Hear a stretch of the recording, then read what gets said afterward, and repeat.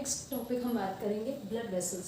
अब क्या होता है, हमारी बॉडी जो होती है टोटली कॉम्प्लिकेटेड होती है, मल्टी सेलुलर होती है, तो डायरेक्ट जो है वो ब्लड तो ट्रांसफर हो नहीं सकता। तो उसके लिए क्या होता है कि एक वेसल्स ट्यूब लाइक स्ट्रक्चर्स जो होती है वो प्रेजेंट रहती है बॉडी के अंदर।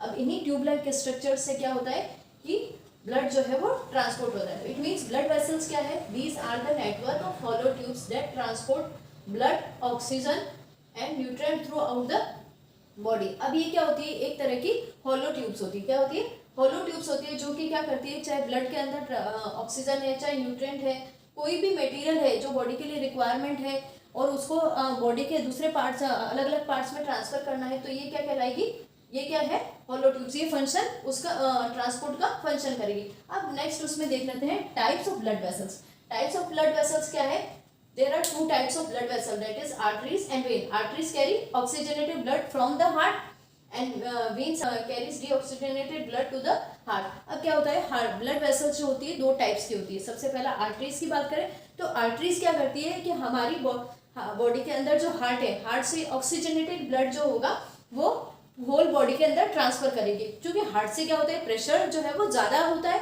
तो प्रेशर ज़्यादा होने की वजह से क्या होता है, ये इसकी वॉल जो होती है वो थोड़ी थिक होती है ताकि वो प्रेशर को टॉलरेट कर सके और पूरी बॉडी में ट्रांसफर कर सके। देन बात करते हैं हम वेन्स की। वेन्स क्या करता है, पूरी बॉडी से deoxygenated blood, it means that blood contain high amount of carbon dioxide and less amount of oxygen. That's why the veins have a not very thick. It means इनमें जो होती है, क्या होती है, वॉल्स जो होती है इनकी, इन वेन्स की ट्यूब्स की जो वॉल्स होती है वो बहुत ही थिन होती है एज कम्पेयर टू आर्टरीज। अब बात करते हैं आर्टरीज, मतलब लार्जेस्ट आर्टरी।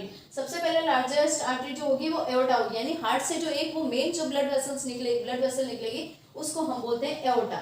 एओर्टा के बाद आती है देन वो जो सब डिवाइडेड होती है तो वो आर्टरीज के अंदर, आर्टरीज से और स्मॉलर फॉर्म में होगी, दैट इज आर्ट्रियोल। आर्ट्रियोल के बाद जो है वो लेटर ऑन और वेसल्स में, माइन्यूट वेसल्स में ट्रांसफर होती रहती है। अब वेन्यूल्स की बात करें, ये तो हो गई बात हार्ट से जो ट्रांसफर हो रही है मेन, और उसके बाद स्मॉलेस्ट वेन्यूल जो होती है, यानी हर सेल से जो है वो वेन्यूल स्मॉल कैपिलरीज के फॉर्म में कनेक्ट होते हैं, तो जो स्मॉलेस्ट वेन होती है उसको हम बोलते हैं वेन्यूल। अब वेन्यूल से क्या होता है कि ये जो है वो थोड़ी सी लार्ज फॉर्म में जाती है कैपिलरीज में। अब कैपिलरीज के बाद क्या होता है, कैसा कैपिलरीज जो होती है वो क्या होती है, वो मर्ज होके वेन्स बना देती है। क्या, वेन्स।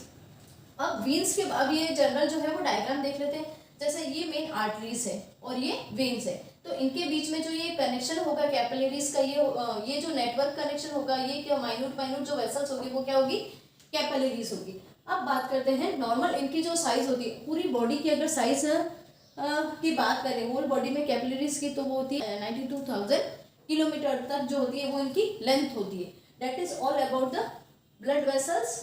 अब क्वेश्चंस की बात करें तो क्वेश्चन इसमें जनरल आता है कि आर्टरीज की वॉल कैसी होती है या आर्टरीज क्या कैरी करती है। अब इसको याद रखने का तरीका ये है कि ए फॉर आर्टरीज, ए से आना, दैट इज बॉडी में आना,